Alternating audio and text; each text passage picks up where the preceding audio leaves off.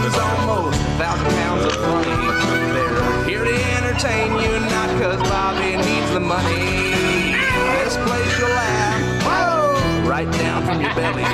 So get in here, you have to queer. It's time for Calta and Kelly. Clock.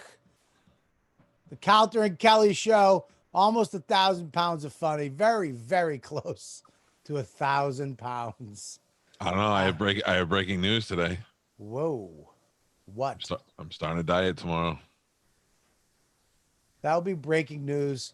Today you're breaking a scale. Tomorrow would be breaking news. You're breaking my balls. Oh, there's a lot of breaking jokes going on.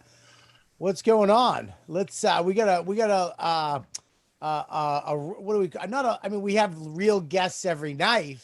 We were professional with a real camera. A professional with a real camera that I need to talk to after the show so I can have my fucking shit like his. He's got my Audio Tech 2035 mic that I've been looking for. Yeah.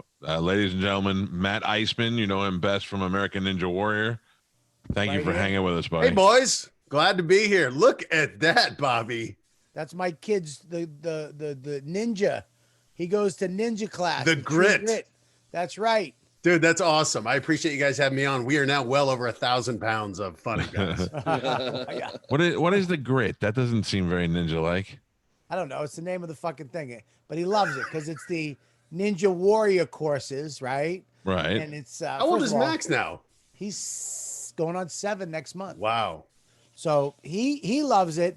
We go with Gnome's kids go. The guy really? from Comedy Cellar. You know him, right? A friend of mine. Him and my kid are born the same week. Right? Who's better on the course? Oh, come on, son. My kid's in a different category.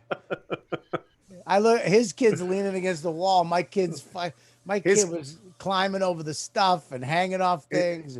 It sounds like Gnome's kid is sizing up to be a host. Gnome's kid is sizing up to have a good brain. He's gonna have a Gnome's kids.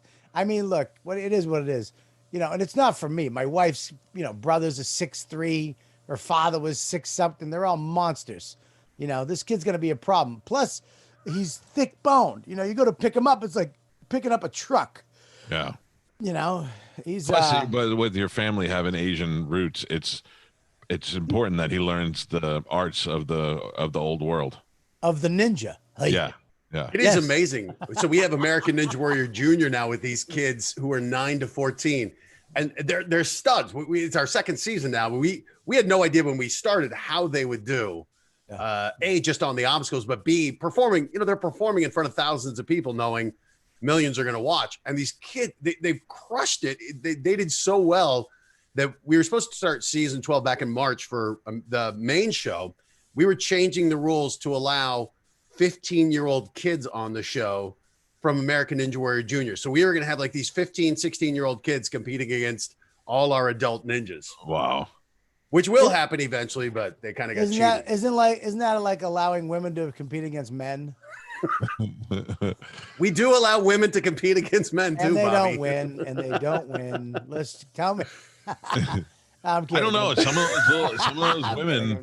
Some of those women are like they'll be the first to get up there to the top of that thing because they're bony and they had arm strength and it's amazing. Well, we have Jessie Graff she's a stunt woman who's become one of our top female ninjas. And so The Rock has his show called The Titan Games, where essentially they've set up like Gladiator, where now they have these professional Titans come in and compete against the everyday athletes. And they had Jessie Graff going in there. That's going to start at the end of May. It's another thing where I just watch and I think that I will never do any of it. The last time I tried the Ninja Warrior course, I shattered my foot. And they banned me. How far did you get in on it? Oh, no, I did one obstacle. I dropped onto a trampoline, like a 6-foot drop. I have rheumatoid arthritis, so my bones are brittle like a bird's.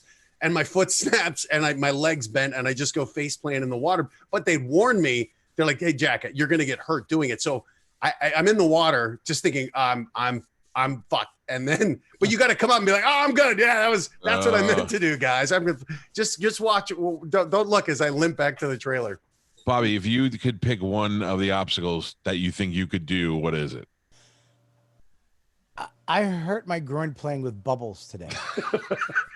That's a fact. Whose bubbles is that? Your neighbor? That's a fact, Jack.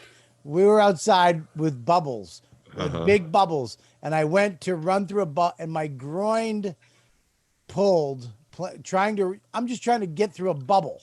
Yeah. And I groin pulled. So was there any video of you going, my groin, man? I broke my groin. I would have to say, if I was going to do any of them, I would think that it would be the one where you push against the wall and jump up and jump up and jump up. Oh yeah. I could do that. $1,000 to see that. I could do that. I can't run. Or you could just push the walls apart and they would fall. We need a new obstacle. That'd be funny if they had fat people ninja, like fat ninjas. We did have a guy who was like 350 try it. Kind of he was doing it as a setup to propose to his wife.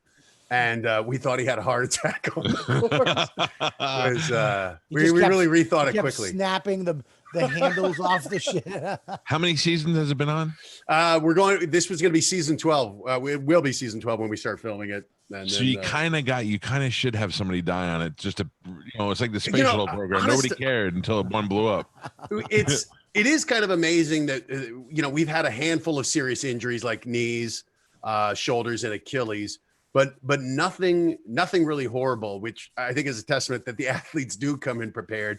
But the stunt guys who set up the obstacles do a pretty good job. But you're right. Just eventually, I'm amazed in reality TV. I think there have been some kind of peripheral, real bad happenings, but nothing egregious. I don't want to. You know what grosses me out about that show? I don't want to fall in that water. You know what I mean? 'Cause that fucking that lily pad water. They're not. There's no filter on that. When we do it in the cities, I think they dump a fair amount of chlorine in, and it's only up for like a week. In Vegas, though, and it's these self-contained things we built. In Vegas, we dig out the dirt and you try to lay a tarp on it, but you got to think like body parts are coming up that the mob had buried in the lot where we're filming. It is so fit. You can't see the bottom of like a 5-foot pond. Now, where have you had any, how do I say this? Wardrobe malfunctions. Titties. Oh God! Like even the UFC had a hog flip out once. Remember that? Did you see that, Mike? No, but now I want to Google it. Oh, the guy goes in, Mike, Mush, Google. In the middle of the UFC event, the guy comes in with like tight, little small trunks with no underwear. So the first move, the guy grapples, he grabs him to pull him up, and his wong just fucking wongs from one side to the other right on TV, dude. That's a way to get a submission really quickly. Oh, it was hilarious. I would have grabbed it. Dana White was bullshit. Fucking bullshit that this guy came in with no jock strap, no nothing. Oh, that'd be great. It's a new meaning to choking someone out. Yeah. Have you had any of these like mishaps? Yeah, I don't know. I think we've had a couple people who've like, pulled up their pants, but I think everyone's had underwear on. Right. Honestly, I'm up in the booth, so we don't always, we're watching on the cameras, but you're trying to kind of watch the action. Yeah. I think there have been probably the closest we have is some people go into the water and come out very wet and very cold. And sometimes there are things that people enjoy looking at, which I will neither confirm nor deny because I want to keep my job. Matt, it is a funny life that because I'm in comedy, showbiz, but because of my podcast, because of the things that I've chosen, I feel like I've chosen the dark side and you've chosen the light but like you can't, like you really have, and especially now, with these podcasts and stuff, you have to be careful with what you say and things that happen. You know what I mean? You can't talk about buttholes. Yeah, you can't be the piece of shit that you really are. I am a doctor. I am a doctor as well. So when I talk about it, then we just go medical. Yeah, no, are you a doctor? Yeah, I went to med school, got my MD, and was doing residency, and so I'm a licensed physician, but I'm not practicing. Yeah, and then you were like, I am too handsome. I'm out. I did med school in New York, and then was training in Colorado where I grew up with my dad's a professor there, and then just realized my heart wasn't in it, so I bailed. And I got to say, like coronavirus.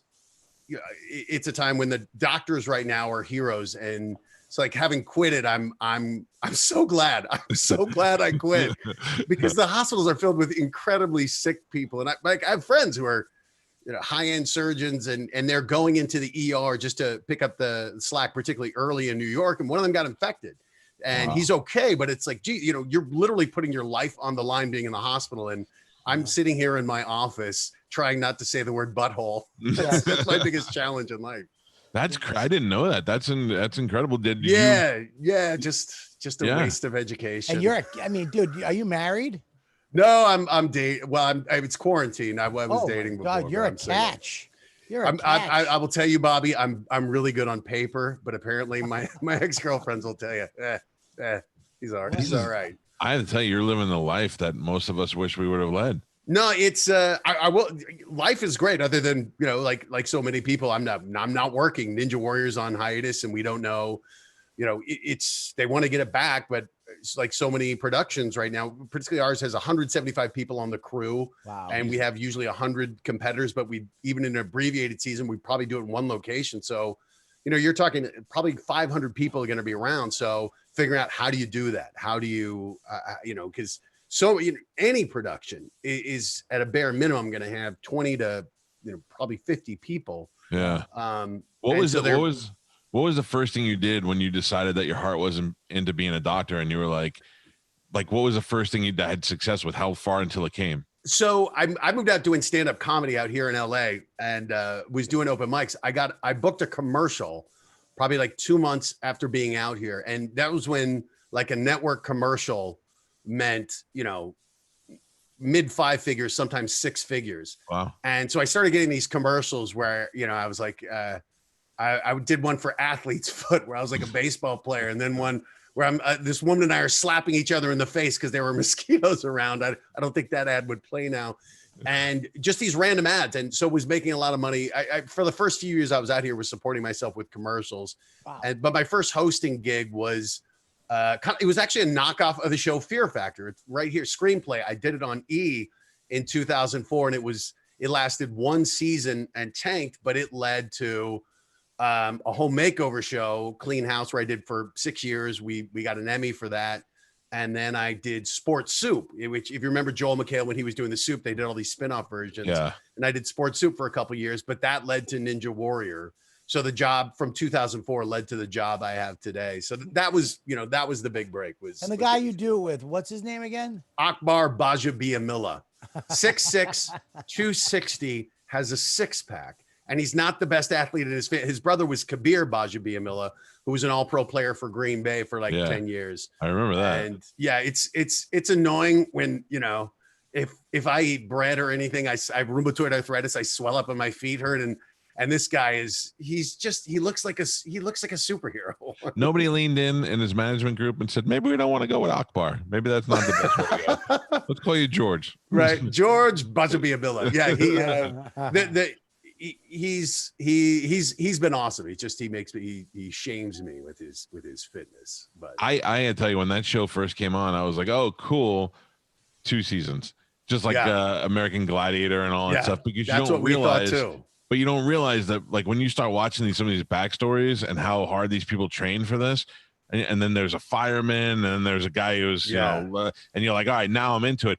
But nothing is better. Nothing is better than when you show one of those 3-minute vignettes of them sweating and crying, and then they fucking tank it on the first thing. SNL did such a perfect parody of that with Bobby Moynihan, like, just being this guy from a tornado ravaged town in Oklahoma, falls and they're like, we're going to give him another shot. And then he falls even faster. Yeah. And it's, you know, some of the backstories, we call it like, you know, when you hear the soft piano, you know, some bad, I call it cancer piano. When you hear it, just like, oh, something horrible happened to this person. And it is that where you want them to do so well. And when they fail, it's like, it was like we set them up and shaped them for failing. But it's the Olympic model of you give people stories and they care. And so who is your favorite guest? Contestant, I would say, that you had on so far? They're all they're all amazing. I think what was really cool was there was a kid who had severe autism, and just like he couldn't socialize. And when he was 14, he saw Ninja Warrior really early on in the show, and he told his mom he wanted to go to a ninja gym. And his mom was like, he'd never asked to go outside the house before. So she starts taking him to the gym, and this was when our age requirement was 21. He turns 21, and he gets to compete in Kansas City. And he's competing alongside actually the first guy who ever won, Isaac Caldero, all these stud guys. And he runs. And I'd met him the day before in the hotel lobby walking through. And I was like, hey, Steven, because we watched the videos of all these people. And like to see the reaction this kid had that I knew who he was and that he was getting to compete. And so sure enough, you know, I'm just like so emotionally invested. He got through one obstacle and then he fell. So his run was like 48 seconds maybe. Yeah. And you just feel like, oh God, he'd waited 7 years for this. Yeah. But he came out of the water with like the biggest smile on his face. And like the crowd gives him a standing ovation. And I was like, I was tearing up. I was like, yeah, this is like a really awesome moment that this kid got to have. And then to see how many parents who have autistic kids thought, wow, it's so cool to see like a positive representation and to see like someone going beyond what we think. I'm telling you, my kid goes to it and it's perfect for him. We put him in kung fu and karate and he just can't sit still. Right. We put him in baseball. He was out in the field throwing rocks at birds. He just couldn't do it. we put him in this ninja thing and he loves it because you have to go from thing to thing to thing to thing. And you have to run up the wall and go. I remember one day he comes over and he couldn't make it up over the wall. Yeah. He got up to the top and he froze. And he comes over, he's crying. In the middle of the thing, he's like, Dad, I couldn't do. And I'm like, buddy, it's okay. You know, he's like, I want to do it. He goes, can you ask if I can try at the end? And I go, absolutely. So I go, listen, he wants to try at the end. Do you mind? She's like, yeah. So they take him out. The class is over. At the end, I'm videotaping this moment. And he climbs up to the top. He puts one leg over. He freezes. 3 coaches. You can do it. You can do it. He's like, yeah, he's crying. He's crying. And then he picks the other leg and it's going over. And then Gnome's kid walks up. He's not supposed to be up there. Class is over. I'm like, get the fuck out. Get out. And then my kid's putting the leg. I'm like, he's like, we're not supposed to. I'm like, get the fuck. And he puts the leg over. I'm like, I fucking missed it. I missed it. Oh my God. But he had it. He had his moment. He went over and he was like, I did it, but I got Gnome's kid. He's not supposed to be up there. Nudge. What a nudge Gnome's kid is. I think those are the things. Yeah, I always say, like, I think sports give you the lessons of life, like perseverance and you know, learning how to handle adversity and hard work, like the benefits of hard work. And it's been cool, like with, you know, working with these 9 to 14-year-olds, seeing them. Like a couple of the kids, because the first season we did it, the kids didn't know they didn't understand like what being on TV meant. But a lot of them then kind of became celebrities in their schools. And so the second season, some of them just started getting so nervous before they were competing. And a couple of kids like started crying and just saying, I can't do this. And you'd see like either the other competitors or we'd have some of our veteran ninjas come over and just talk to these kids for like 30 seconds or a minute, talk them off the ledge. And then these kids would go through and the look of joy on their face, even if they didn't win, even if they didn't get through, just the look of joy of going, hey, I kind of like face down my fear. And it's just, I was like, oh man, it's like this unabashedly positive show. It was a moment. I love that my kid didn't want to give it. He was so sad that he couldn't do it. He wanted to do it. And then dude, he was bawling, whipped his leg over in fear, made it over to the side. And this little fuck, I got to take this off because the top of my head is losing circulation. I apologize. Did your glasses get bigger? Dude, these are my Run DMC shades, baby. Did you borrow those from Chip? These are, no. What's that? What's that? You have Harry Carey glasses on. Mike, you got to do Chip. I gotta do Chip tonight. I'm gonna tell him. Wait, Bobby, I'm on tonight too. Are you on tonight too? Yes. Oh, that's great. Oh, we should have Mike's got to go to bed though. It's 9 o'clock. That's great. I fucking hate Chip. I hate it. Max loves Chip. Max, my son, I caught him doing Chip in the tub Going, "Tita, what's that? Double guns. I just think for Jim Norton, it reminded me of, what was the show? I think it was Extras with Gervais. Remember when he's like, he gets his shot in the sitcom and he has to sell out. He's like, are you having a laugh? Yeah. And he goes back and he just hears the crowd laughing and he just is disgusted with himself. And I have a feeling that's what Jimmy is like. Chippa has become way bigger than I've ever been. Yeah, Chip's bigger than Norton. Chip, yeah. Listen to me. Chip sold out an 800-seater in Boston in fucking an hour and a half. Jim Norton has to do radio up until the day of. Jim Norton couldn't open for Chip. Dude, fucking that's my dream, is that Chip just takes off and Norton has to travel with a wig, a bag of wigs and props everywhere. Fucking make my life. Can I tell everybody how Matt and I first connected? I We're watching now I'm a huge Evel Knievel fan. I have a giant Evel Knievel tattoo on my arm. I'm sorry. Don't laugh at that. I'm just why. When I was a kid, Fonzie, Evel Knievel, and like Hulk Hogan were the three people that were larger than life. I agree with you on Fonzie and Evel Knievel. Me too. Hulk Hogan. Okay. I was more of a super Jimmy Fly Snooker guy. But go ahead. Okay, all right, I got you. The one who killed his girlfriend. What? Superfly killed his girlfriend. Yeah. Oh, we'll talk about. We'll talk about that later. Go ahead, Mike. So Travis Pastrana has been on the show before, and Travis Pastrana is going. And well, Evel Knievel was my neighbor for years in Clearwater. You're kidding? What? No, so my first good radio gig, my buddy Pete and I moved in together, and we lived in this giant apartment building. And Evel Knievel and Suzanne Summers and a couple of other like people lived in the apartment building. Suzanne Summers there because Home Shopping Network's in the area, so there were a couple of baseball players. It was like our first cool apartment. And Evel lived there, and I couldn't believe it. I mean, when I was a kid, he jumped the pool of man-eating sharks and Caesar's Fountain. It was amazing. And then Pete sees him one time in the building in the hallway pushing his motorcycle. He parked it in the inside garage, and he couldn't push it down the hall. And Pete was like, Evel, let me give you a hand with that. And Evel looked at him and said, I don't need your fucking help. I'm Evel Knievel. He was like that till the fucking day he died, man. And he was such a mean prick, but in the best way ever. But anyway, Yeah. So Travis is trying to do what Evel Knievel did, jump the fountains and do all his stunts. And you kind of know he's going to do it. He's not going to fail at doing it. His bike's 200 pounds lighter than Evel Knievel was. Travis has been doing triple backflips since he was 9 years old. You knew it was going to work. He used to do fucking stunts on just a hunk of steel. A Harley. 2 wheels. Yeah.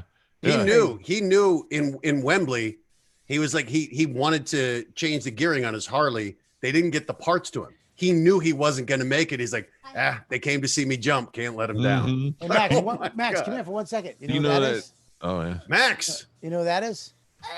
You know him? Oh, sorry. Go ahead. Instead, you got black lung now. I got the black lung, Pop. Shut the door, you. In the Snake River Canyon jump, he knew he wasn't going to make it there either, but they had given him a check for $2 million, and he already cashed the check. Wow. Like, I already cashed the fucking check. I have no choice. I got to go. So he knew he was in deep shit. That's crazy. Different breed. Yeah, and right. Who would do Same that as now? Pastrana, though. Pastrana's the same guy. We were one day before all this happened, we were sitting there trying to think who is the Evel Knievel of this generation.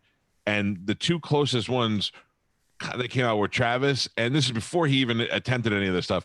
It was Travis and it was Steve-O. Because Steve-O just didn't care about hurting himself. Care. If it was for the gig, he would do whatever he wanted him to do. He'd set his own nuts on fire, whatever he had to do. So then Travis decides to duplicate these stunts, and I'm watching the show. And it was, I don't know, it was live? It was live. It was live. Yeah. And Matt is hosting the show. And I have watched American Ninja. I have nothing against Matt, but I am live tweeting as I'm watching. And having hosted smaller things before, I know what it's like to have to fill the time and to do the bullshit. So I am now taking out all of my impatient aggression on Matt Iseman by tweeting bad shit at him about how horrible. I'm saying that it would be worse to watch Matt Iseman than to watch Travis crash his motorcycle. I'm just trying to be a really funny but really rude at the same time. And a couple of these are getting retweeted and they're going. And then I went to bed. And then the next day I get up and I check my Twitter and there's a DM from Matt Iseman. Couldn't have been a nicer, sweeter guy. It was like, hey man, it's hard sometimes on these live gigs. I swear to God, I wanted to drive my fucking car right off the bridge. Oh, you said this guy's so loud. Relax, you have a microphone. I'm like, dude, I am loud. I know. I knew who you were. And so I was like, man, I appreciate you watching. In my mind, he doesn't know I am. I don't give a fuck if he hates me. And then the guy writes back to me and he's nice to me. And I swear to God, that morning I wanted to just drive off the bridge. Normally, you had me on your show. Well, yeah. That morning. Look, if I get a celebrity or somebody on TV to get mad at me, I love that shit. But you could have been nicer. And then you were like, I know Bert. And I'm like, oh, fuck, man. And I felt like such an asshole. So I was like, listen, I'm about to go on the air. If you call in, I would love to apologize to you. He goes, he was like, you don't have to apologize, but I'll call in. I was hungover too because we went out that night, and for the record, he did it on an Indian that was similar to the Harley, but obviously much more advanced. Right. And the shocks had been, but it was still Indian? Can you? It was a 370-pound bike. It was a monster. Okay. And but when he had a broken wrist that he'd broken it like 3 weeks before, and it was the same thing of. His ankles fused in a position so he can shift gears. He's a madman. We did something else, and he was like changing, and he took his shirt off, and it was like seeing Riggs and Lethal Weapon. Or Rambo after the torture. His back is just filled with scars from all the surgeries he's had. But he is an awesome, nice guy. He's a super nice guy, and it seems like all he really cares about is getting it. He's not so much a show off as much as he wants to do the stunt. He's uber competitive and loves to push other guys. And so that night we go out and we're doing beer pong, and the guy was as competitive at beer pong as he was on the jumps. My wife has the same scars on her back. That's when I fell in love with her back in Everett, Mass.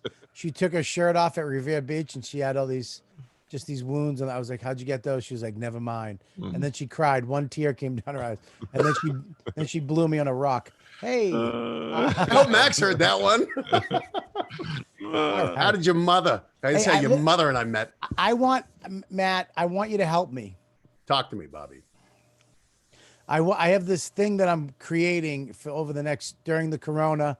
I've been creating it for maybe 3 or 4 months. I've been talking to Colin Quinn about it. I want to redo my persona. I have this my new person. I'm going to be my new character is called Hollywood Bob. And what are you laughing at? See, I don't want to get mad like that. I instantly want to attack his fat face and fuck. Is that Robert Kelly or is that Hollywood Bob speaking? Is Hollywood Bob the attacker? Hollywood Bob would know. Hollywood Bob would be like, that is funny, right? I mean, you know what I mean? Oh yeah, he's kind of a kiss-ass fanboy jackass. Well, you're a nice guy. I've known you for years, and you've never not been the guy you are. But you also are on that side of Hollywood. I want to come host. I want to be where you're at. I want to be able to do a something for everybody instead of something for, I love my fans, but I want Hollywood Bob wants to. You'll cast him aside in a second for a TV show. Oh, you got to get mine. I'd cast my family aside. But I'm working on this, no swearing, no potty talk. It's funny though, when you watch like Saget and you think when he was I at don't the say peak, that either. Oh, I'm sorry. Go ahead. When he was on America's Funniest Home Videos and Full House, he was still like this filthy comedian, and there wasn't social media and ways to kind of hold him accountable. That's funny because when he came on the Virus tour, when we did the Opie and Anthony Virus tour, and they're like, Bob Saget's coming. I'm like, is he out of his mind? Like, I know him from Full House. Yeah. He shows up. The lineup. So you didn't know what kind of comic he was? No, none of us did. It was Voss, me, Patrice, Billy, Norton, Louie, Florentine. No, Florentine was with Stern at the time, so it was I mean, just craziness. Yeah. And then Saget was on it, and he would go out and murder, but he was just, I mean, I was like, what the fuck? He's just terrible, like worse than me. Mm-hmm. Yeah, it's you know, he was already rich by then. Yeah, That's these why, are time, right? You know, if you have that fuck you money, great, but other than that, you know, like I do stand. I was telling Mike, I did the Laugh Factory yesterday, where it's no crowd, it's empty. They just stream it, and you know, you're watching comics, and you know, when there are no laughs, you start to get desperate. You're like, So you can't, you don't want to go there because obviously the hosting pays my bills. It does. It really does. When you start as a stand-up comedian, when you're bombing, oh my God, the lifeline is a nice something in a something joke, a nice something smell. Her thing smelled like lily pads. There was nothing too. There's no way not to bomb. Yeah. There's nobody. There's one person in the MC, and Craig Robinson was there playing piano. Yeah, you saw that. That was the highlight. Is we ended up doing a couple duets, but other than that, I'm like, it's like you're doing your jokes in a closet. Like, what is the point of this? Like Norton. It was fun because Craig was there. Like Norton's doing his jokes. I actually had an offer this weekend to do one Wednesday. Are any in New York? Any of the clubs doing it? No, streaming? No, I don't think so. Maybe some of them are. I know the Cellar's not doing it. The only thing the Cellar's, they started doing something on Zoom, which apparently they let like 20 people in, and they had a couple comics do it, and it actually was good. Because you could hear the audience laugh. Yeah. It was or the 20 people. Yeah. A little out of, timing, Yeah. It's like in an AA meeting trying to do the Serenity Prayer at the end of the meeting. It's like, God grant the everybody's out of fucking tune. You get annoyed. But yeah, it was. I heard it was pretty good. But I actually was going to get hired for good money. Doing like a corporate stream? Gig for around 25 people, and I was panicking because the money was too good to say no. Right. So Hollywood Bob, that's why I'm working on this character. I wasn't gonna do it. Hollywood Bob was gonna do it. Right. And I was trying to rummage through my act and take all the fucks and the bad shit out. And thank God some clean comic got it. Just some guy that has set up punch tags, set like a Jerry Seinfeld, where he could rattle off his act for 30 minutes and walk away. I feel like this is the time where you just got to stick with stories, because any setup punch, like, I don't know if you watched, I was watching Bill Maher on Real Time, and his kind of end monologue, he's still like holding for laughs. And it's just odd because you're watching, there are no laughs. And at home I'm watching, but without it, I'm like, it's very funny. He's obviously hilarious, but it's just like, man, don't hold for the laughs. But I think it's so ingrained. Why don't they just put the laughs in like the old sitcoms? Right. Just throw them in. Do you understand we're cattle? We don't give a fuck. It is.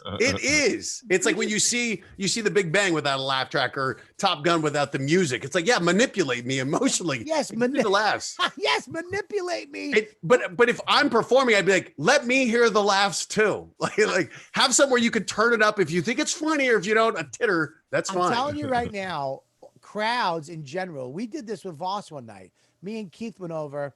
Voss had to follow Nikki Glazer.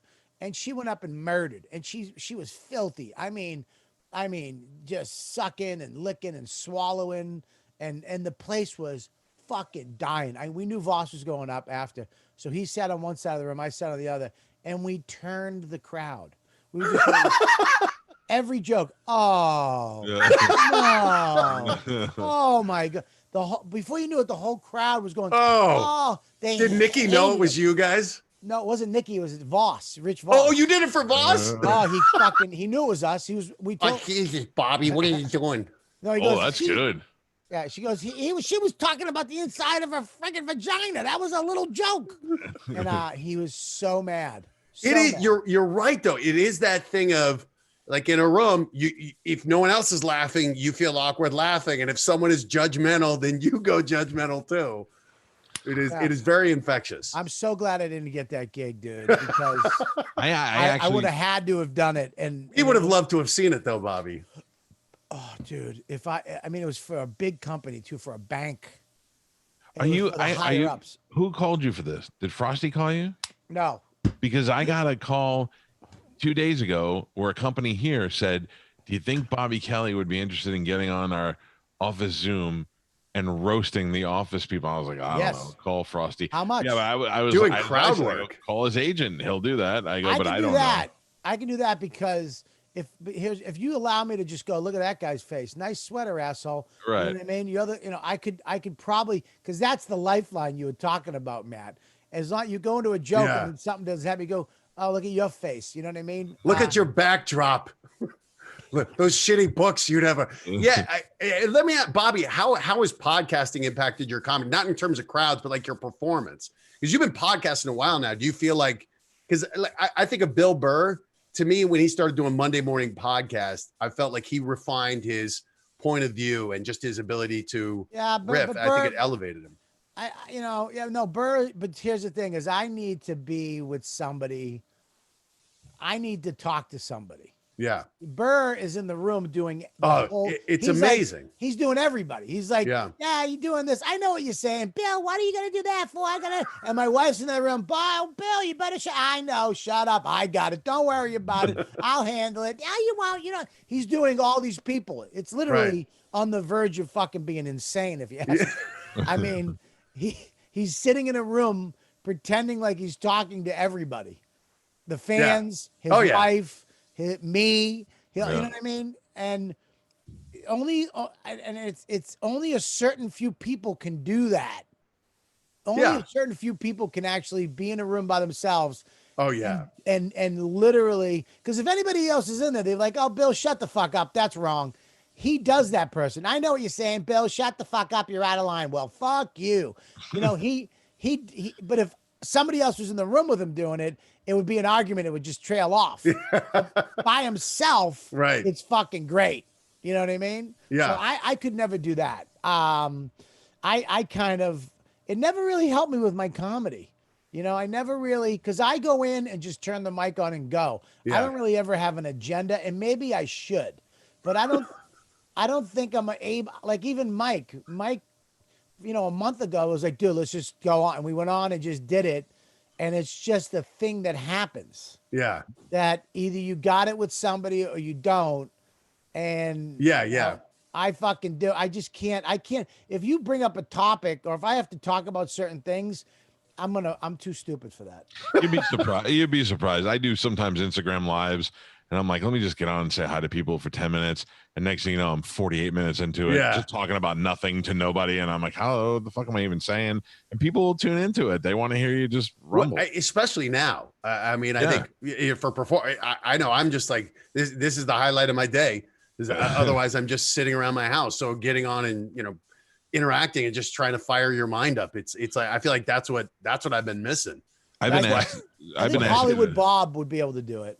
I think Hollywood Bob could get on Instagram Live. Hey guys, just wanted to get on, touch base. I know I haven't been on. What is Hollywood Bob? Like an Instagrammer? Like that's what you're talking like. Hey guys. Well, no, Hollywood Bob is, a guy who you can put him anywhere. He can function in any situation. We hear you talking about him. We want to meet him, Bobby. Yeah. We want to meet Hollywood Bob. I want to fight. Where's the Rich Little? Like, I think it sounded little something like this. Well, I mean, you're meeting him now. He's like, it's very good to see you, man. I'm a big fan. Mike, how are you tonight? How was your day? Gay, Bobby? No, it's West Hollywood, Bobby. Fucking gay. Fuck both these. Your hand starts doing this when you talk. I like podcast Bobby better. That's cocksucker Bobby. That's what somebody just called me. Somebody just said we like cocksucker Bobby better. Yeah, Hollywood Bobby's not flying. Yeah, I should have done it when I was 20. Hey, it went Chippa. It's never too late, Bobby. It's never. Do you remember the character I did on O&A, Billy the Bass Man? No. Hey, Mush. Find Billy the Bass Man on YouTube. I came in one day and I said, I figured out stand-up comedy, how to be famous. Was this your bass fishing? I said, all you need is a catchphrase and a people. Because I figured out that all the people that are making a lot of money in stand-up comedy have something that they say or do, right? And they get a people, like a certain people.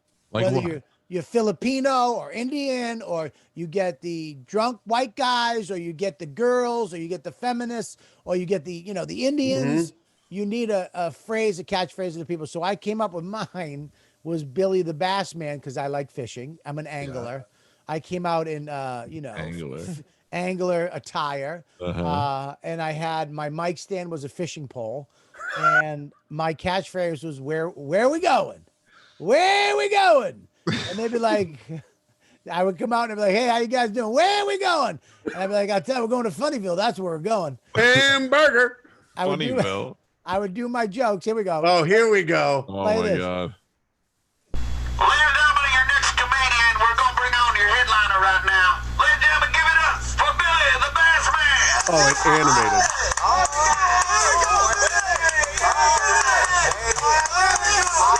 I'll tell you where we're going to Funny Land. Come on now, settle down now. I'm here. It's all right. Yeah, it's good to be here. Where we going, Billy? We're going right now. We're going right now. I'm going to tell you where we're going. Where we're going is right. I'm just over at my grandmother's house now. Over here, she lives over here in Tennessee. It's a funny thing with my grandmother, though. She was born with 2 thumbs and 1 hand. Two thumbs. I took her to see a movie. She gave it 2 thumbs up. She liked it a lot. Where we going? She went to the Catholic Church on last Wednesday. She did 2 people at a time. Where we going?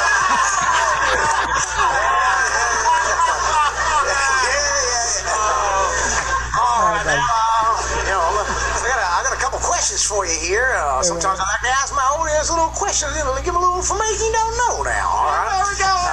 Where we going? I'll tell you where we're going right now. We're going right into this joke. Yeah, Billy. What do termites eat for breakfast? What, Billy? Oatmeal. All right, Mike, shut it up. I can't take it. You're killing, I Bobby. love that so much. First of all, if I had done that character, that was before Chip, I would have been fucking. If I did that as a podcast, I could tour the South right now in my bus. Hey, tell Matt about the other thing you should do. We used to make the noise. Oh, I wish that was on. I think it might be on. I used to go like when I first came around. I used to go. I used to go on stage and be like, "What's up? How you doing?" And at the end of a joke, I would go, "Yeah, fucking bang," and I banged her. They used to call me Bob. You did that for real when you were performing. I did that when I first started comedy in Boston. I would I would do that, man. This video I have, I played it on O&A once because we were all bringing in our old groups. Man, I didn't realize that I did that. And at the end, so that weekend at my shows, the whole crowd was going, Oh, that's awful. I would have loved to have seen Patrice listening to that video. What did you say? Fucking Patrice. Son of a bitch. I wish he was alive now. Imagine him in a pandemic. What a cunt he'd be right now. So Matt won the Apprentice. Yeah. So what's your relationship like with the president? Well, I was the new Celebrity Apprentice, which was the new boss, Arnold Schwarzenegger. Oh, So our show,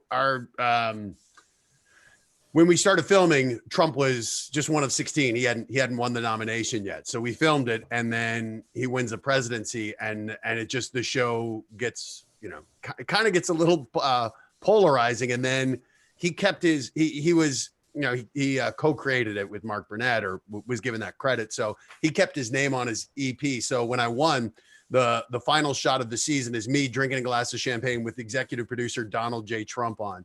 So the show didn't do great, but I've stayed friends with Arnold Schwarzenegger. Like it has been, which from, I grew up like Predator, Commando, Terminator, all that, like Conan, like those were my movies. So he took me to Europe this year to do an event for his climate change initiative.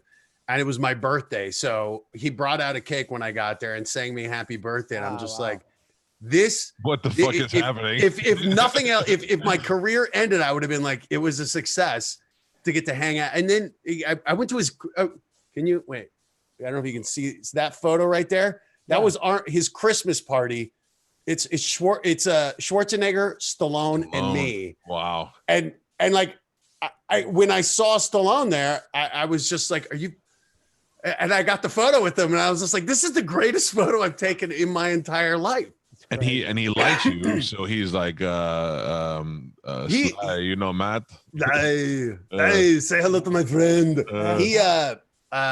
Schwarzenegger is an awesome. He is not only the most. He is the most inspiring guy I've ever been around, like a force of nature.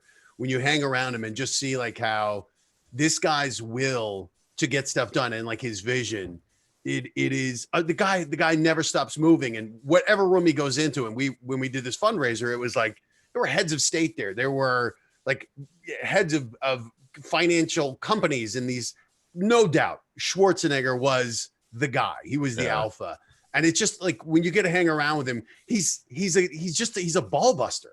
He's funny. He tells hilarious, horrible stories that are funny that he could never tell him.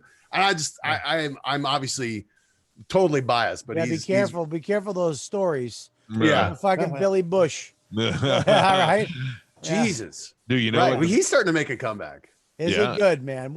I felt bad for that. You know, what are you gonna? You're in a room with that guy. You don't know the what's gonna happen, and then the guy starts saying, "What are you supposed to do?" I mean, yes, you're supposed to stand up and go, "Fuck this!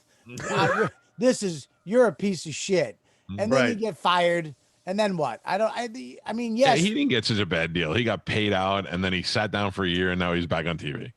Yeah, I'd take it. It was. My camera's out of focus now. Yeah, I know you got it out of focus. So there it goes. Did the thing. Tom Arnold's great. If you just get him on a roll, he will tell you those stories. You don't like my God. I don't like him. Oh, listen. He fucked me one night at the Laugh Factory in LA, and he treated me like some piece of shit. And why? I'm in LA. I'm we're doing the show, and they have these shows Monday, Tuesday, whatever. He had his own show, and they call me up. You want to do it? I go, all right, I'll do it. I go there. He's on stage rambling for fucking a half hour. Right. You're supposed to host to a couple minutes and then, bring up the acts. So I'm like, what the fuck? What the fuck? Finally, it's like he starts to bring me up a half hour. It's supposed to be 10 minutes, half hour. He goes, the first guy, his name, what is his name? Robert. All right, dude, that's bullshit. I've been in the business too fucking long for you to pull this shit. Like, who is this? Fuck you. All right. So I'm still going to go up, right? And then he goes off on another tangent for another 25 minutes. I went to Greenblatt's. I got soup. I'm in having my soup. They're like, he bringing you up. I go, I could give a fuck. And then they're like, Robert, please, please. So I go in, and he goes, oh, is he here? Am I here? I've been here for a fucking hour. That's why I love it. And then he brings me up on stage. I go, that was the biggest fucking dick bullshit move ever. He goes, oh, it wasn't that bad. I go, fuck you, Tom. It was. And then I had to be funny. I'm like, this is shit. Well, it sounds like it wasn't Hollywood Bob on stage that night. It was cocksucker Bob that night. It was. Where were you going there, Bob? Hollywood Bob showed up, but cocksucker Bob left. Now we know soup is your spinach. Here's the thing. Here's the thing too, is that this is how unimportant you are to people, and you think that you're so important. Like in my head, I'm going to see him sometime. He's going to apologize or even be mean to me. Like, fuck him, Yeah. He met me again at Just for Laughs right there, looked at me, didn't even fucking acknowledge me. Literally talking to the person I'm with for 10 minutes, didn't even say, and then just walked away. He doesn't even know who I am to this day. Like, didn't even absorb that. I'm going to die with that resentment. This cocksucker has no idea that it even happened. He has had a pretty fucked up life. I've had a fucked up life. I'm in the shed. It's true. I'm sorry. I'm Billy the Bass Man. Where are we going? Where are we going with this? Fucked up life. He's got a fucking $1 million in the bank. You can't listen. I don't care what type of shit's happened to you in your life. If you have over $500,000 in the bank, go fuck yourself. You're okay. You're all right. All right. That's my fucking rule. If you got over 500 grand in the bank, all right, fuck off. You don't have problems. All right. Well, then me and Matt, we're both telling you to fuck off. Yeah, so much for Hollywood, Bobby. Yeah. It was a good idea. I'd go with Billy the Bass Man. I'm trying. You and Much Matt have easier something play. in common, Bobby? Both drummers? Well, Oh. he is a drummer. I played a Dude, you drummer played on a TV. show. I learned how to play in 2 months from a kid in Scotland. Can And, you still play? Well, I right when the show ended, I probably could have by now been really probably good enough to play. Yeah.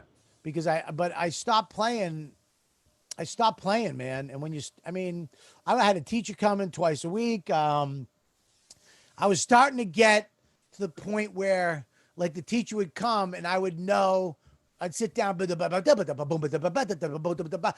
I'd do it and it would be fucking, you'd be like, wow. Yeah. And then I just stopped. Something happened. I stopped. I got the drum set. Mike actually got me a drum set from DD Drums.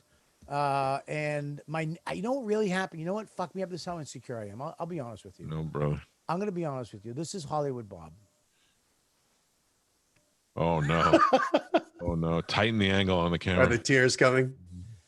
My neighbor, Dolores, beautiful Irish Italian woman, around 78, moved next door, and a couple moved in, and the drum room is right there. And I stopped playing because I don't know if it's insecure or I didn't want them to be, hear the drums and blah, blah, blah, that I just stopped playing because of them. And I didn't want to piss people off because I'm a people pleaser. Hollywood Bob is a people pussy pleaser. is what you are. I'm a what? You're a big pussy. For $40, buy some soundproof tiles and put them on the window. You big. There's a pussy. window in the fucking room, you So put the cocksucker. tile over the soundproof tiles over the windows. Your vagina. You lived there first. They moved in. The old lady didn't care. What is the new couple gonna think? You're right, Mike. You're right. You're right. This is why you need me closer at all I times. need you closer. I need you next to me. I need you near me.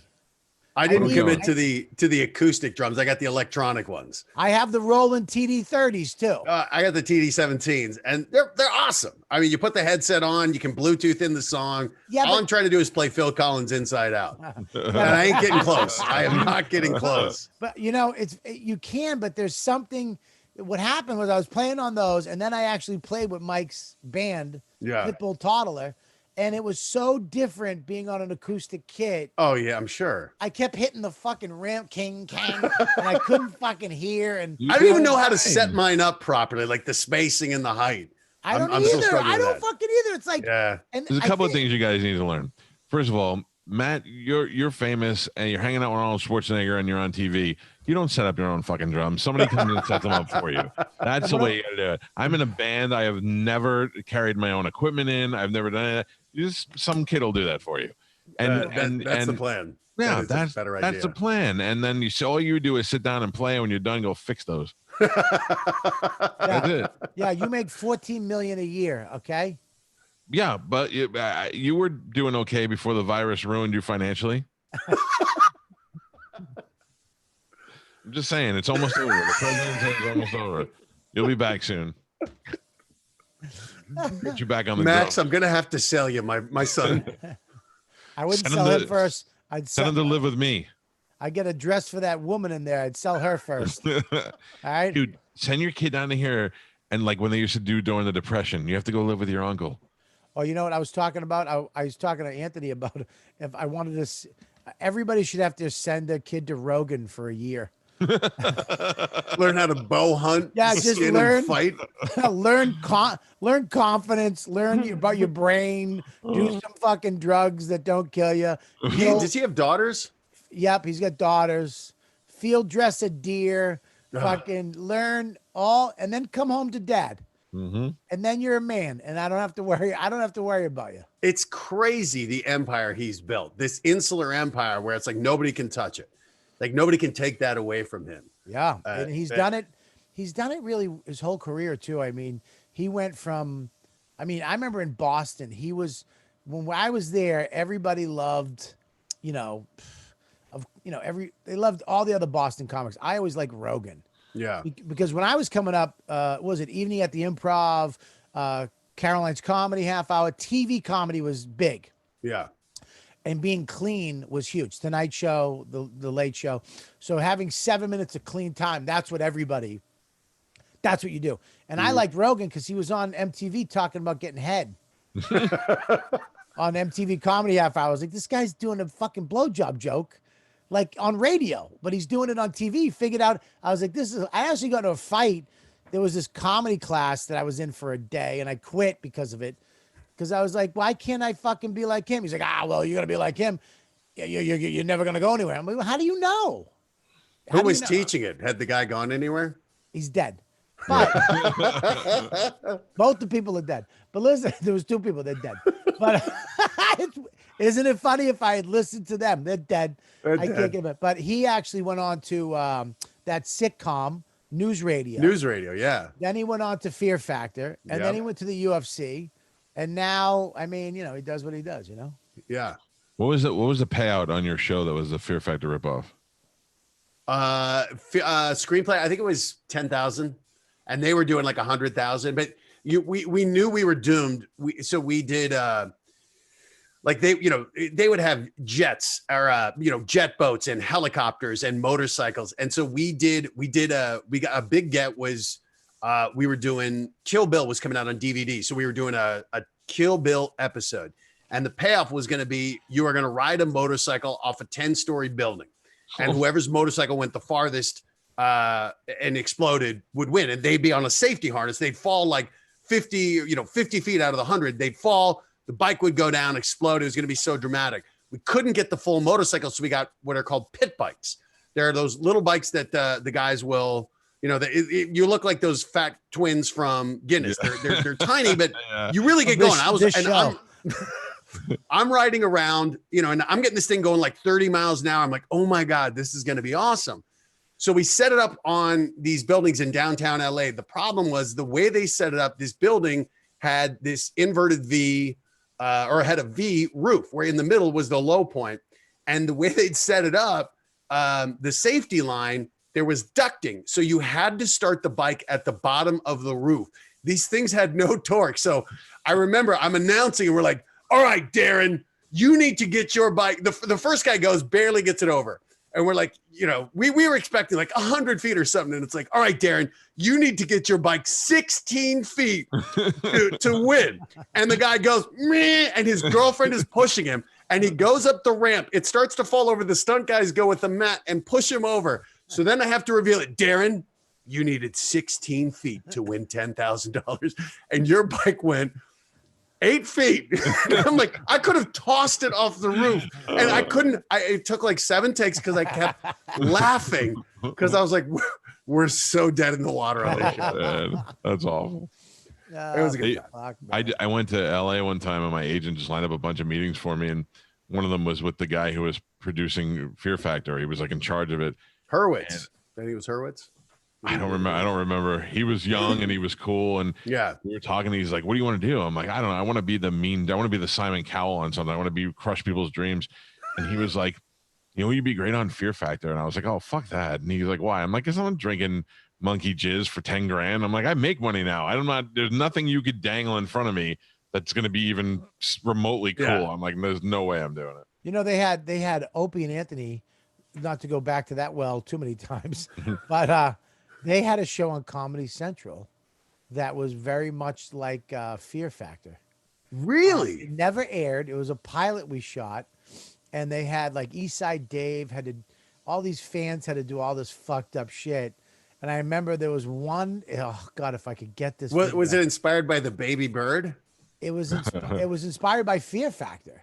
Oh, okay. And like they had to eat like fucking uterus and shit like that. I mean, Keith Robinson. But I remember Keith Robinson and Voss had to fight in a ring blindfolded with these big gloves on. And it just shows you who they really are. I remember they were fighting and Voss got tagged and he picked up his blindfold and he threw a kick. He threw a karate kick at fucking Keith. but his knee didn't even. It kind of went up. It didn't extend because he's not limber, and hit Keith in his back. Keith fucking took his mat and just picked Voss up and threw him on the ground, and they were just fighting. It was the fucking. Does that footage exist? I would love to see that fight. That footage exists. I don't know what it is, but I just remember that cheesy Voss just picked up his blindfold and looked where Keith was and put it back down and just kicked him. Is there anything more Rich Voss than that? Oh, fucking Voss. My God, you gotta love him. We do an event with my show called the Punch Out, and we're doing the 5th one. We are doing it in a big arena this year because it's gotten so huge, and the fights are just inspired by the show. We had a transgender match where we had a transgender woman fight a transgender man. We have a 20-woman battle royal, and it's just all fun shit. If you're not working, then we should hire you to come down and do the play-by-play with me. We had last year with Winky Wright, who's a boxing champion. He did the play-by-play with me, and these people come in to do the gig and they have no idea what the fuck they're about to see. I mean, Florida's a little more. It seems a little more aggressive. When's the event scheduled? Well, it was June 5th, but we rescheduled to August 15th because we knew that it was probably not. Florida doesn't give a fuck. They don't give a fuck. I'm wearing a mask. They don't give a fuck. Yeah, but the guys fighting aren't. No. I mean, obviously, hopefully that'll all be cleared up by August. You should make them fight in like a bubble, like the John Travolta movie. Holy shit. That'd be great. He would be fucking great. Matt'd be great at that. Oh, yeah. I obviously, like, ninja's kind of like an invented sport, and same thing with Evil Live. It's really fun doing things where there aren't like fact checkers. Like Rogan on UFC, he knows mixed martial arts, so it's good. But you get into something like you're trying to call football, and you hear it like with Nance or Roma when they get something wrong, the people just just destroy them. So when it's like, hey, whatever we say goes because we've invented this. That's a lot less pressure. You know what we should do? Us three should do a ghost hunting show. No. Why? Because I'm not afraid of ghosts, but I'm afraid of things. What? I don't want it. Like I was thinking about this today. I would go into a haunted building because I don't believe in ghosts, but I do believe in crazy people and shit like that and animals. I don't like to be scared. Why don't you believe in crazy things, Mike? That's pretty good. That's pretty good. I'm very good at mediocre impressions. This is Jesse Ventura, your riffraff haircut, Jimmy Norton. Thank you for your service. I know. What a cunt. Yeah. You know he didn't fucking serve, you piece of shit. Yeah, Jim Norton would not have. He would have been Radar O'Reilly at best. Jim Norton served a black tranny down the meatpacking district. That's about it. Fucking Norton. That's why I love Norton, though. He's one of the fastest, smartest fucking comics out there. Because with a machine gun mind, I would have just probably fought him because I just go rage. I have gear like a gear 1 and gear 6. Or you would have gotten soup at Greenblatt's. Yes, exactly. I like that my celebrity fights always end up in a friendship. Matt and I became friends. Michael Rappaport and I became friends. These all work out good in my favor. It is weird that you attacked fucking Rappaport and now you guys are best pals. Yeah. What did you attack him over, Mike? Oh, because I used to like him, and then he just turned into a loudmouth asshole. So when they went to book him on the show, I was like, no. And then I went, no, book him. I'll tell him he's a loudmouth asshole. So I did, and he went crazy and yelled at me, and I yelled at him, and we screamed at each other, and it was great radio. And then he hung up on me, and then I bought a cameo and made him say nice things to me, and he didn't even know it. And then it turns out a couple months later, he was coming to Tampa to do comedy, and his people reached out to me, and they said, hey, we want to come on the show and squash this. I was like, okay, win-win for me. If you squash it, good. If we fight, even better. Right. And he was just a doll. He came in and we laughed from the second he walked in the door. Yeah. I don't know. I have no interest in creating enemies unless they're. I felt like that's what it was, right? It used to be you'd fight, you'd beat the shit out of each other, and you kind of laugh, have a beer, be like, all right, we got it out. We got it out of our system. Right. Let's end this beef. You know, Matt Frost, my agent, when Cameo first came out, he had famous comics promote my gigs. Bobby, it was so in the beginning of Cameo that you would tell me and I didn't quite understand what it was. Yeah. And then there'd be all these great comedians going, "Hey, Bobby, you going up to Albany this weekend?" You can't see me, but you can see Bobby Kelly. No, but he worded it so it was Bobby Kelly, Bobby with an IE, Kelly with an EY. So they thought it was a girl, and he would word it so maybe, he's doing a show up in Albany. So Nick DiPaolo was the best. Because, Nick would never fucking promote my gig. He's like, Bobby, yeah, he's up there in the thing. All right, well, do a good job. I'm sure it's going to be a shit gig. You're going to be, but do your thing. Have a good time. And it was me. And I immediately. Wait, he didn't know? Nick didn't know? No, none of them. Chris DiStefano, none of them knew it was me. It was the best. Chris DiStefano was walking down the street going, "Hey, Bobby, I heard you're going to go up to Albany this weekend. Have a great time. We're just so looking forward to seeing you up there." Had no idea what the fuck he was saying. And yeah, they were great. I've done some cameos that I've later found out weren't what I thought they were. The guy from Cameo keeps asking me to do them. You got to do it now. I can't. Everybody's doing it now. I can't. I just can't do it. Hollywood Bobby could. Or have the Bass Man do it. Yeah, Bass Man. Bass Man. Really, the Bass Man do it. Where we going? Bobby. Hey, guy. Hey, Matthew, have a great day today. I know you and your family are going to have a good time. It's been a rough time in quarantine, but that doesn't stop you from in here having a great day, having a great birthday, and keep it real. And Kathy wants me to tell you, we all love you, and we hope you have a great day. Happy birthday, brother. Did you watch my cameos? That's exactly what they are. You're down to like the heart tap. I got it. Oh, cocksucker, Bobby. Like, all right, listen, cocksucker. Fucking grow up. It's your birthday. You're in your 50s. All right? You don't need a fucking birthday party. You need to fucking save your money.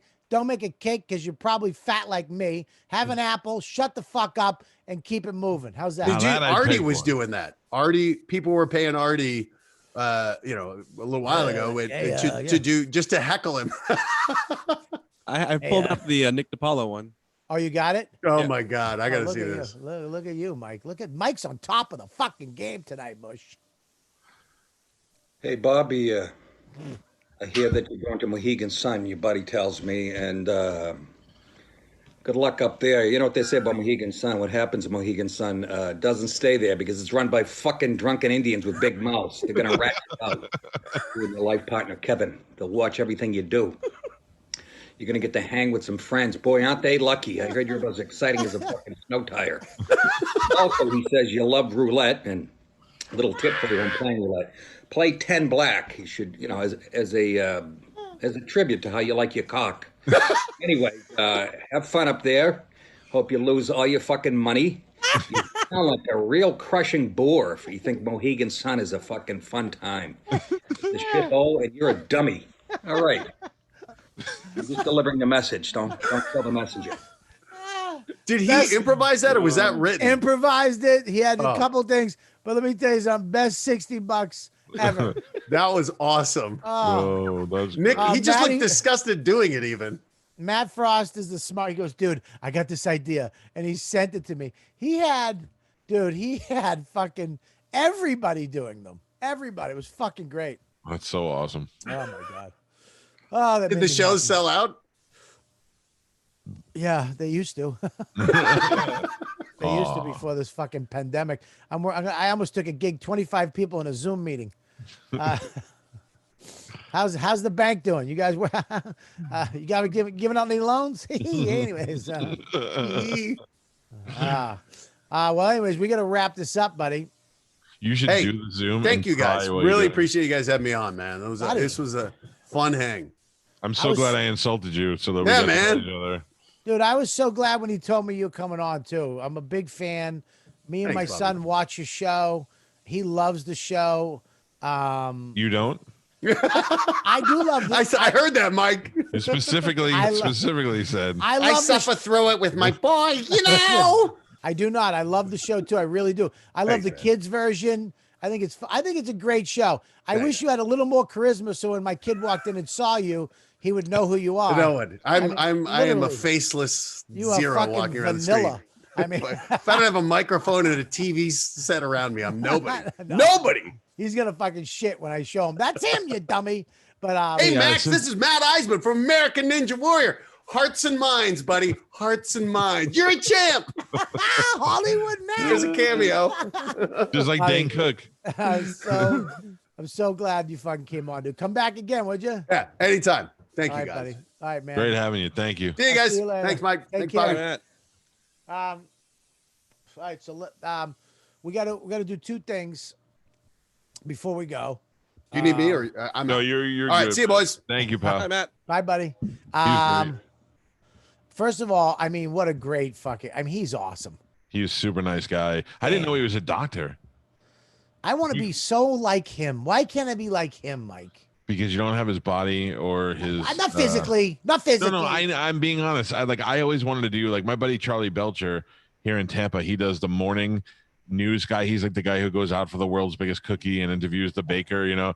And I want that job so bad in the afternoon, and no TV station will hire me because I'm too fat and ugly for TV. Like they haven't said that, but it's the only reason why. I'm very charismatic. I would deliver a #1 men skewing numbers to them without a doubt. The only reason they wouldn't have me is because I'm not television friendly. All right, so tomorrow you start a diet. Yeah. So you're gonna do my diet or another diet? No, another diet. Why? Well, because my brother started it and we're going to be doing it together. What's the diet? It's I don't really know if it has a name. It's just a lot less, no dairy like you. No dairy. No breads, no cheeses, no cheese. No grains. dairy. It's a keto-ish type No diet. sugar. No sugar, no sugar substitutes. Can you have potato? No potato. I know All right, your listen. diet could have potato. I know. I'm just gonna tell you something. Yeah. The reason why my diet worked for me and that I'm sustaining my weight. I'm not losing any because I'm not really working out. But I feel like now I'm turning it back on. Now it's starting to happen again. I'm starting to lose a little. You can have potatoes. I You know don't. what Listen, for a fat guy, I don't even like French fries. I'm not saying French fries. You're fat. I so. know what I'm saying is that I'm not gonna miss. All right, I'm not gonna do this to you because the one thing I hated is when I said I'm going on a diet. Everybody and their fucking mother wants to tell you what to do because their way's the hot, that way to do it. So you do what you got to do. My brother and I have a bet. First one to lose 100 pounds. 100? Mm-hmm. Do you know how weird your head's gonna look if you lose 100 pounds? Well, I mean, healthy my heart will look. Buddy, I am The sweetest fucking. thing. I'm gonna support you so much. Oh, you're the best. I'm fucking behind you. You call me day or night. If you're reaching for a bag of chips or you're reaching in for a cookie, which I know you will because you got that walk-in pantry. It's like it's like the Nazis fucking Hitler's basement. Yeah. Listen, that's how we designed it. I'm here for you, dude. And we're all here for you. I hope that if I call you up and I say, I don't know, I'm thinking about eating some cookies, that you don't give me the AA. Well, it's not a good choice. I hope you're like, listen, you fat motherfucker, you better not eat those cookies. Buddy, I'm gonna be lay into you. I'm gonna lay into you. I'm gonna be like, you don't eat those fucking cookies, you fat fingered fucking fatso. Yeah. Fucking you need to we both need to get into shape right now. Do it in quarantine. We'll wait till do it now. When we lose the weight, Yes. the podcast starts getting better and bigger every day. And then all of a sudden people are like, this should be on TV. Look how sexy these guys are. Okay, let's not get carried away. Listen, the Impractical Jokers are like, hey, we're looking for a show to follow our show on True TV. One of us would have to lose more weight than the other. There's never been two fat guys. I'll be medium guy, you be small guy. All right, I'll be small guy, you be medium guy. Okay, that's fine. Yeah. All right, that's fine. We'll look like a bunch of misshapen bowling pins. There's never been a successful fatso pair. No, that's the truth. Yeah. That's the truth. So we'll go in, we'll be like we'll figure it out. So I'm very happy, dude. That's fucking great. Well, That's thank you. great. That's excited. awesome. One day at a time, baby. You're so uplifting. One day at a time. Do you hear me? It's okay to be sad. It's okay to be sad. Be better. It's not okay to be sad. I don't want kids thinking that I said that. Change. Make change. Change the way. Can you break a dollar? Change the way. Can you make change? Change. Change it. What's the matter, Mike? We're not the fucking hyenas. Oh no, just no one can host the seller show tonight, so I'm trying to ask Rachel if she can. Okay. Who's Rachel? Okay. Tell her I can host for the first half hour. Okay. I can vote, but I gotta go. I do the chip at 9. Okay. Yeah, I have to do chip at 9 because you fucked that up. All right, I'm kidding, Mike. I love you. No, I'm kidding. Mike's doing. Mikey did a great job tonight. I want to say that, Mush. Thank you. He didn't do anything tonight. What the fuck is wrong with you? But he didn't do anything before. You can't praise him when he's done nothing. The video in the front had no problems. Bang. All Bang. the videos didn't. Bang. All the videos had no problems that I could not fix. He brought up all the clips we didn't even ask. Had them ready to go. So you're basically now praising him for just doing his job. No, he didn't say.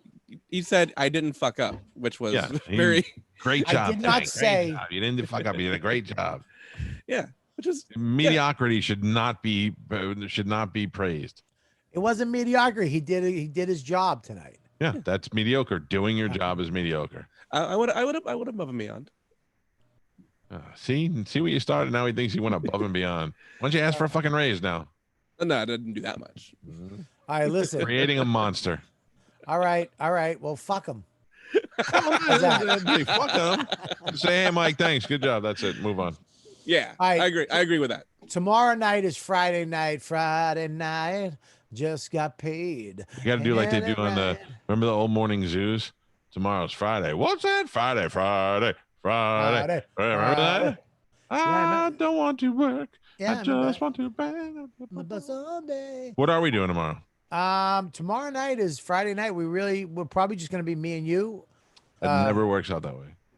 Yeah, I know. It's Friday, and then I tell you what, people love being on this show. Who do you like the most that's on the show so far? Like you can name one or two. It's weird, dude. I don't know. I really like if we had to pick a third mic guy, who would you pick right now? By the way, Mike V. Suarez is executive producer. He's in the mix already. He's in it? Yeah, like he's still our producer. Okay, I say either Mike Cannon, Mike Feeney. Yeah, the idea is and to I pick like one. And I like Voss is always good.